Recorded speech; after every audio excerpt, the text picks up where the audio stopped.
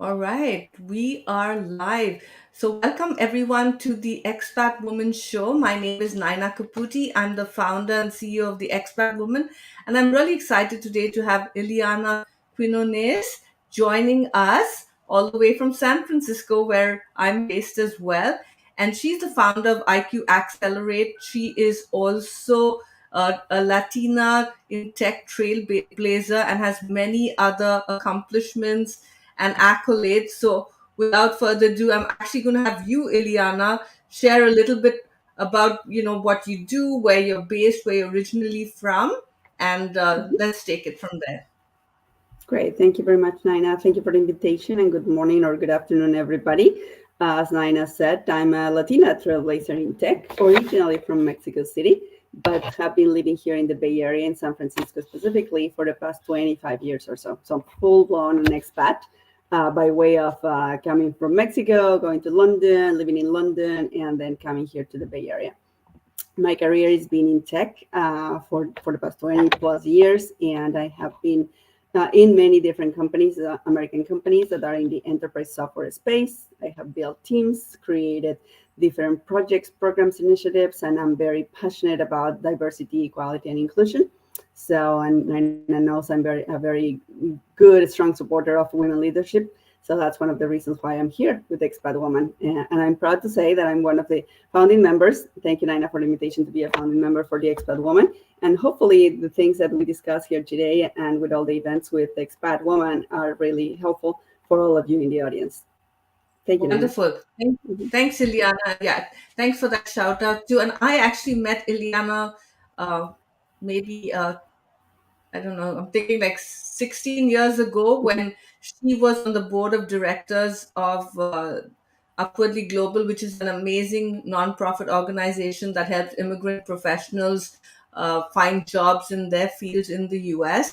And I was working at Upwardly Global. So we go way back even before the expat woman. And that's why I know how dedicated and passionate you are about helping immigrants excel in the country that they've moved to, because you were doing so much for for Upwardly Global when you were on the board. And I know that time you had a really, not that you don't have a busy career now, but I know your kids were younger and you had you were working at Salesforce, but you still made the time. So I really appreciate that. So since this is the Expat Woman Of course. Show, Yeah. Ilana, I was just wanting, I'm sure people would be interested in learning about your expat journey from Mexico to, I believe, London and then the United States, and what took you from your country of origin to, kick off this international journey, if you will. Mhm. Yeah, no, thank you, Naina. Yeah, it's there's always a story right behind our expat life. In my case, when I was living in Mexico City, I did my career there. I did a bachelor's in computer sciences.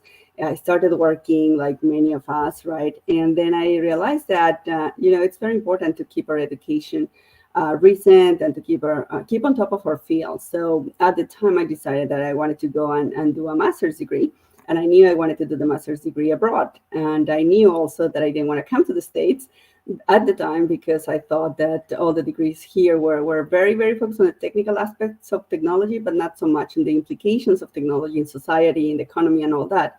So that led me to research programs in Europe.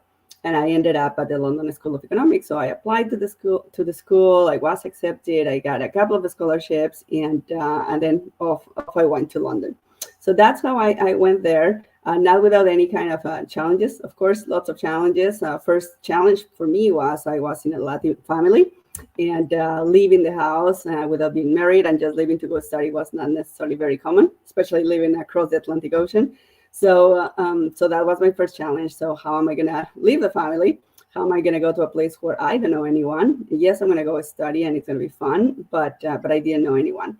And while I did speak English, because of course I was working for American companies, going to London added the challenge of having to get used to a British accent and have classes and have peers and classmates that have very, very different way of speaking English. So for the fun fact, for the first month or so, I could not understand anything in my classes. So it took me a while to get used to the accents and for them to get used to my own accent, right? So that's one of the challenges that I think all expats face at some point or another. So then I spent some time there, of course, a couple of years in London, did my master's, everything was great. Of course, I had to build my networks again. I had to build relationships with people, not just with my professors, with my teammates, my classmates, and even on the social side, right? Because as I said, I didn't know anyone. So that was one of the hardest challenges. How did you go to a place where you don't know anyone and then you have to start literally from scratch? And I think for me, one of the things I realized is that being open to getting to know people, being open to the opportunities of learning about different cultures, learning about other people, learning about their own stories was something that really opened the door for me on that side. Then fast forward the couple of years, and then I went back to Mexico. So I became a repat. So I went back to Mexico, and I realized that well, this is not working so well for me. I could not adjust back to being at home. Of course, after living abroad, living by myself, and also I look at opportunities. And while there were opportunities in Mexico, I was presented with some opportunities to come and work here in the States. So I got an offer, a job offer to come to the States, and yet again, I had to face the question: is this going to be something I want to do? Is this going to be something good for me, something bad? It was an unknown because I had never worked outside my country. And then I decided, you know what, this is, yes, an opportunity, maybe also be a challenge, but going back to the same idea of being open to something new, being open to something that you can learn from. I decided to take the one of the job offers. I came to the States, I came to Silicon Valley, joined a startup company at the time, and then off we go. I started my own journey again, now in the States, and again having to start from scratch in terms of relationships, networks of support, really learning to know and to embrace change. One of the biggest things that we face as expats is that change is a constant, right? You're constantly changing. You're changing location, you're changing the place where you live, you're changing relationships, you're changing the work environment. And seeing that as an opportunity for growth for me was a key thing. Instead of looking at it from a fearful perspective that, oh my gosh, there are so many things that can go wrong, which, by the way, China, lots of things can go wrong when we move to a different country. But looking at them as opportunities for learning and for growth instead of being fearful about them, I think it's a key perspective that can help you in your life as an expat. Thank you. Thank you for I know that you have so much more to share, but you managed to condense your expat journey beautifully into this very eloquent little blurb.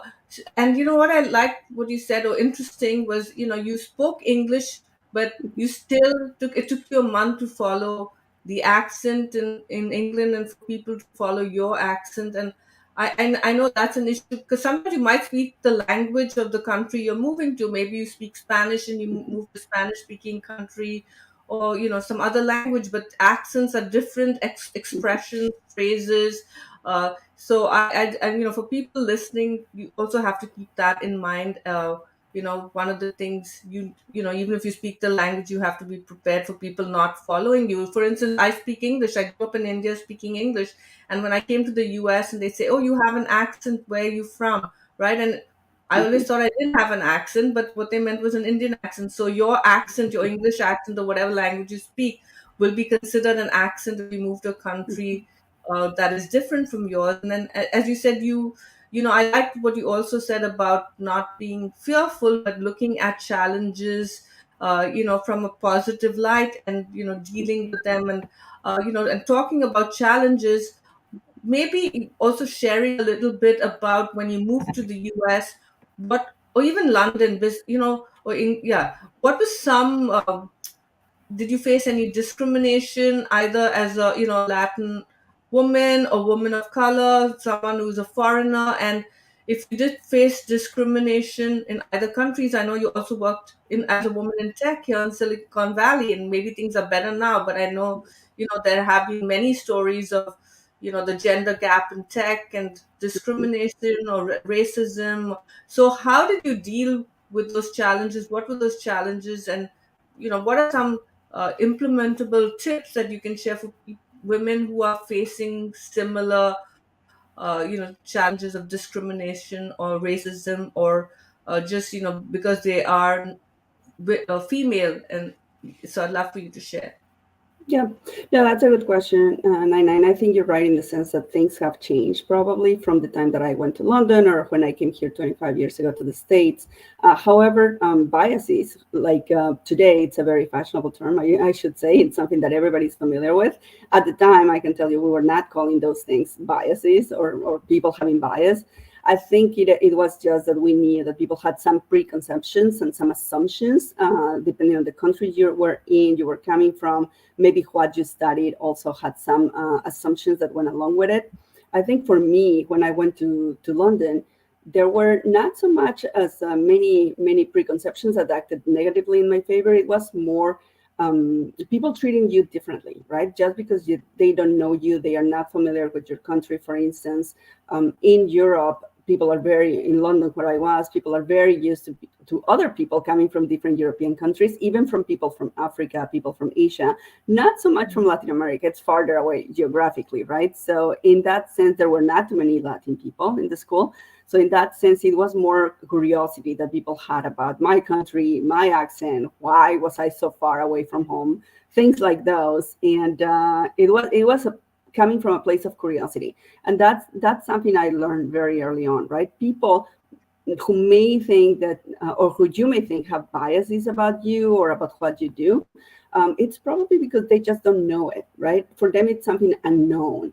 And sometimes we treat that, or we may feel that as we take it very personal, right? They should know, they should not think that.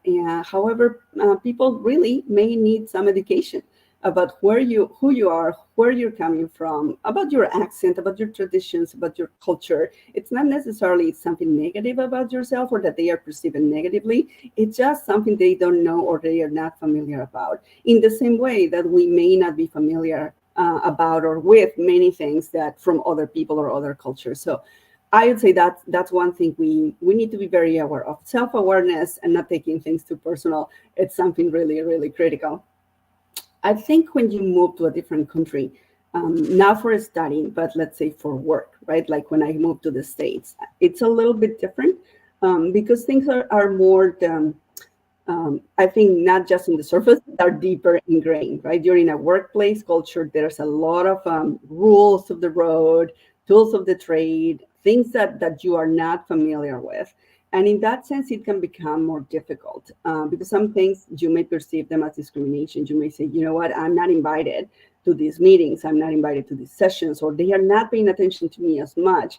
And sometimes that may be partially personally, partially bias based, and partially just that you're the new person, right? You're the new kid on the block, so to speak. So it's part of your responsibility as well to try to find that inclusive moments or a way to be included and be participant of that new community you are a part of. Well, there's also responsibility, of course, on your company or the new community that you're in to be welcoming to new people as well. But I think it's a two-way street, and I think a lot of the problems sometimes when we deal with discrimination, with biases, is just that we think it should all be on the other side of the other person, but it is a shared responsibility, right? On them to be welcoming, to try to understand where you're coming from, what you're all about, but also on our side to educate them and letting them know about ourselves as well. So that's something important.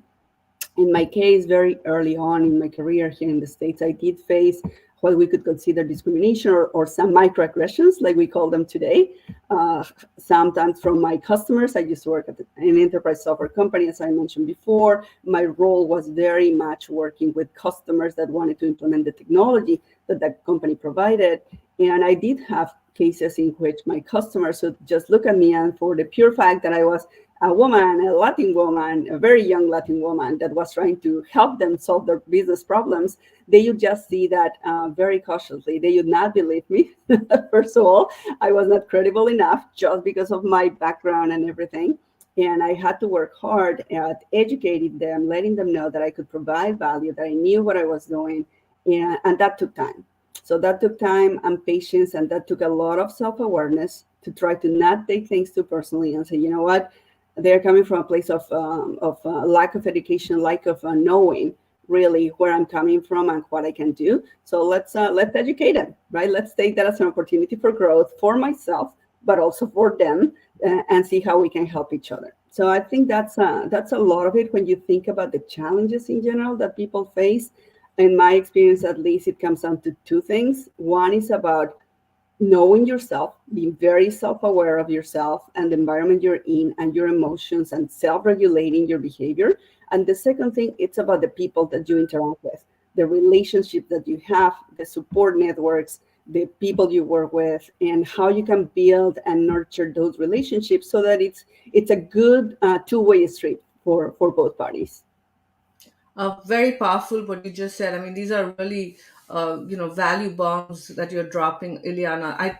You're right. Like very often we're so turned in on ourselves, right? When we're new to a Mhm. country or we're new to a workplace that's in another country, and it's all about them. It's their fault, and I like what you said. You also have to make an effort. It's a two-way street, and if you're lucky to be in a company that's really focused on diversity, equity, inclusion, and belonging, and helping people feel like they belong, then it makes it so much easier. But maybe you're in a company or in a workplace that doesn't do that, then you can create it. I know of women, expat women, who have created groups within the company, like sometimes specific, like, there could be employee resource groups, or sometimes they just do little groups of where they're all from the same country, or they're all immigrants or expats or whatever you call it, and so they can kind of help each other, and those have grown to become bigger and larger support groups of women. So thank you for sharing that, because I think that's very important too, instead of playing the victim, trying to find solutions. And you also mentioned self-awareness, like how can I step out of my comfort zone, how can I deal with imposter syndrome, because I think imposter syndrome really kicks in, right? For 70% of people in the world have experienced it at some point. But I think when you're in a new country and you don't look like the people or speak like the people or know the culture, whether it's personally or at the workplace or in the community, imposter syndrome definitely rears its ugly head. And so I think also becoming aware of that self-doubt and those self-esteem is so important. So you really hit the nail on the head with this, that you need to really dig a bit deep into yourself and figure out what is it I want and how can I make things better for me. So we're also talking about resilience, and I know with expats, we tend to be more resilient because we have these challenges we face and we have to navigate a new country and a new culture.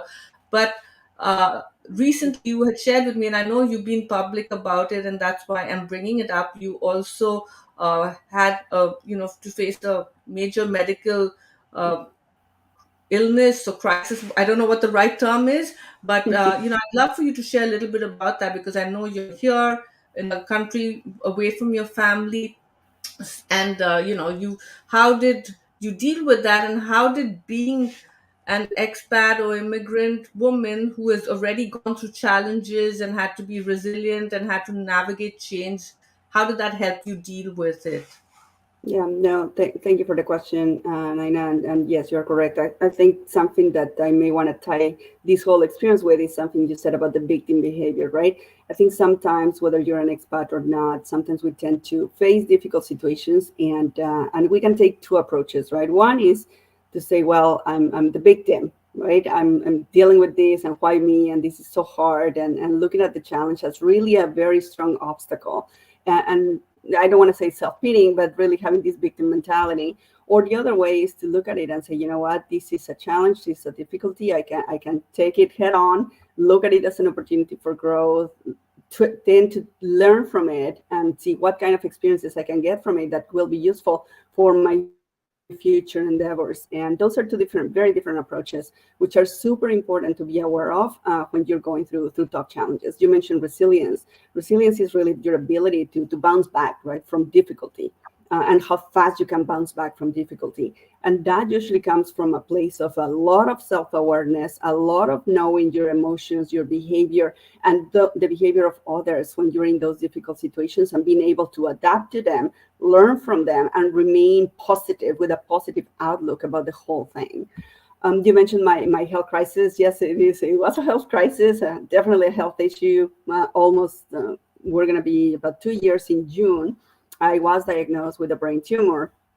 And of course, at the time, you're faced with a new situation, whether it's going to live abroad or getting this kind of medical diagnosis. And the first thing you do is fear kicks in, right? Your instinct to say, Why me? Why now? And so a lot of fear about that, a lot of unknowns, obviously, when you're facing something new, and also the victim mentality. Why me?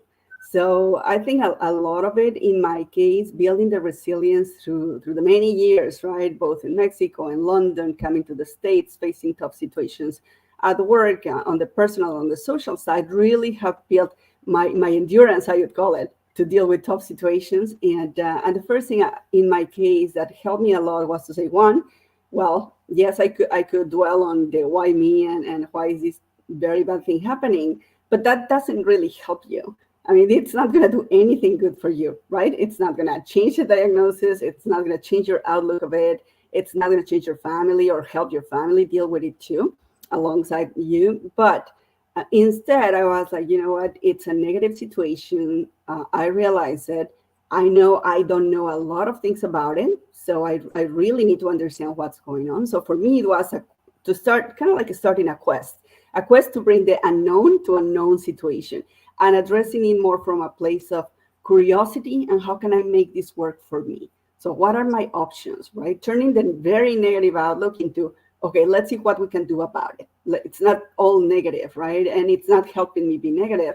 So at the time, that was the first thing I did. I was like, okay, what's the diagnosis? Let me understand it well. Let me understand what the options are. Is there treatment? Are there things I can do about it?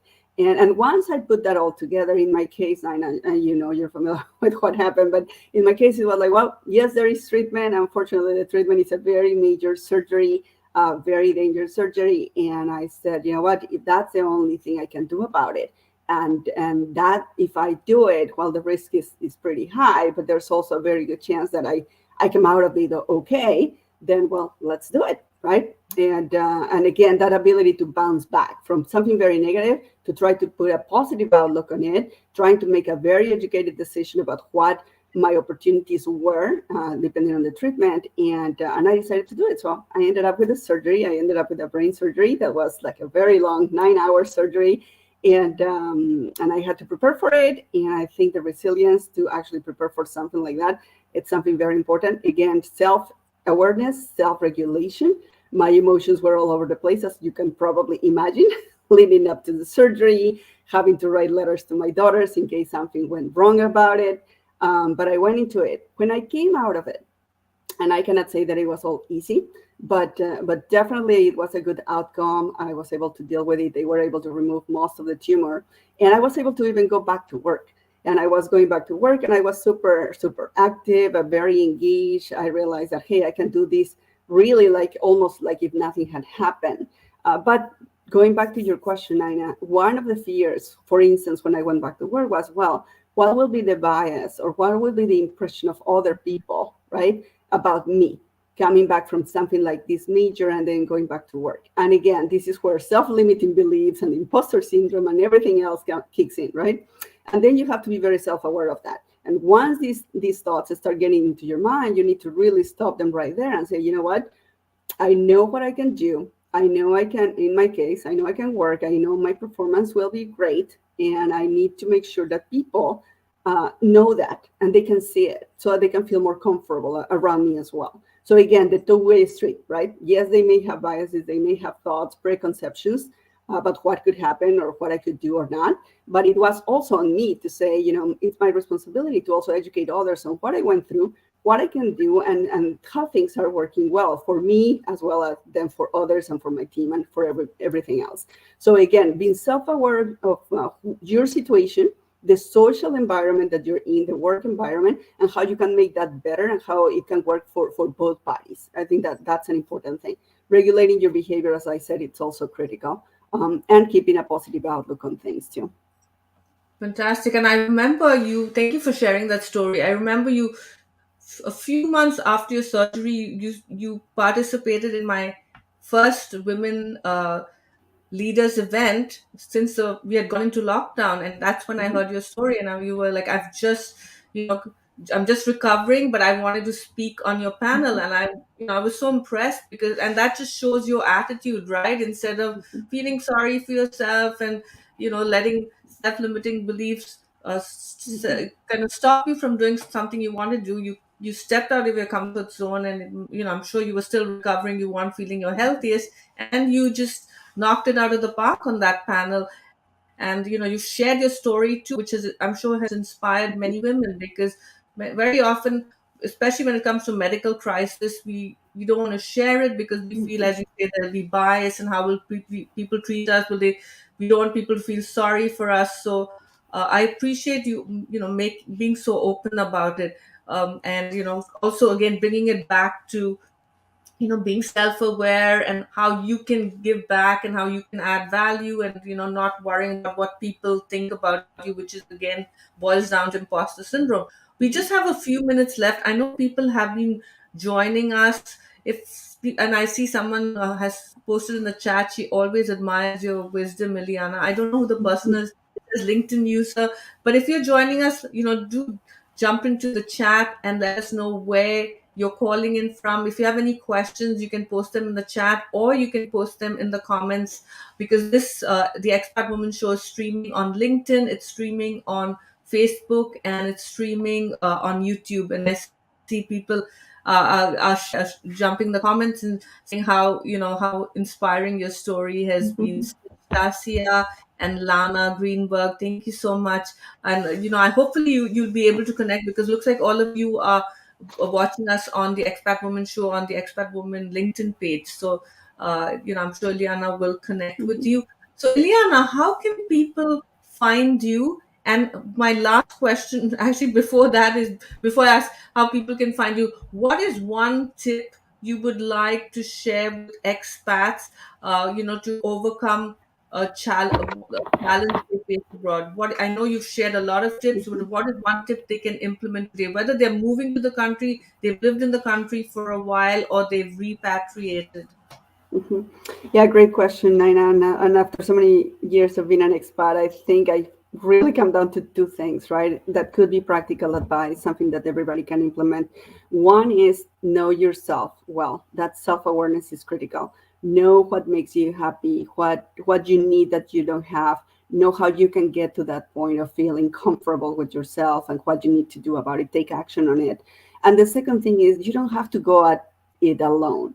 You don't have to face difficult situations alone. So it's also about the people and the support networks that you can build. Especially if you're going to a new country, don't wait or try to wait until you get there to build your support networks, right? You will have your support network from home, even if you go to a different country. But in the new country, immediately start building relationships, getting to know people, be intentional about it. And that's a whole other topic that Nyna and I have talked about, intentional networking. But be intentional about the people that you want to connect with. If you're going to be in a different country and work in a different country, in a different company or a different place, immediately try to start building connections, right? Nurturing relationships. That will be very good, very healthy for you and for your well-being. So again, know yourself, regulate your behavior, try to find what you need to know to feel comfortable, and what you need to surround yourself with to feel comfortable with. And two, relationships are very important. So peer support is super important. So build those networks around you. Beautiful. And I'll just give a plug for the Expat Woman. We have an amazing community of women. We also have a membership. Liana is one of the Mhm. founding members of the Expat Woman, and we'll be opening the doors for new members on January 24th. Of course, if you're watching it after that, the doors will be open. It's theexpatwoman.com//membership. So, Iliana, how can people find you and learn more from you? Thank you, Nyna. And the easiest way to find me is on LinkedIn. So just look for my name, Iliana Quinonez. I think that even with all those millions and millions of people on LinkedIn, I'm still the only Iliana Quinonez. So I will show up at the top of your search box. I'm open to LinkedIn and connecting with people, obviously, there. I'm on Facebook as well. I'm on Twitter, but definitely most active in LinkedIn. Open to connection and open to helping in any way or shape I can. I think something very important that Nyna said, we need to lean in on each other, right? Especially as women, we need to lean in and help in any way that we can. The most valuable resource we all have is time. So if you can manage to give a little bit of your time to each other, to people that is in need, and you have an actual way of helping them, be generous and be grateful that you can do that, because that's another way to really be good and feel good about yourself. Is like, give your time, be grateful about what you can do for others and what others can do for you too. Beautiful. That is so beautiful. Thank you for sharing that additional tip, Iliana. And I just want to thank those women who have jumped into the comments. Lana, Stasia, who said connected with me a couple of days ago, and she lives in San Francisco. Hopefully, we'll see you at a future event, Stasia, in person. And Dr. Adriana Gonzalez said, "Love your story, Iliana. I'm in Ohio, but originally from Monterey, New Zealand. I'm guessing NL is New Zealand." It's Nuevo León, Nina, if I'm not mistaken. So, or the person from Okay, Monterrey, it's actually a place that's in Mexico. Yeah, it's a place in okay. That Mexico. shows my yeah, that shows my lack of knowledge of geography with the map behind. But we're always learning. And Iliana, it will be a speaker at the Expat Woman Virtual Summit in March. We're still finalizing her topic, but we'll be sharing links on how you can join this free virtual summit. It's from March 6th to March 8th, so you get a chance to hear from Mhm. her again. All right. Thank you so much, everyone, for joining us. And thank you again, Iliana, for always sharing your wisdom with the Expat Woman Network. Of Bye. course. Thank you. Thank you. Bye bye. Have a great day, everyone. Mhm.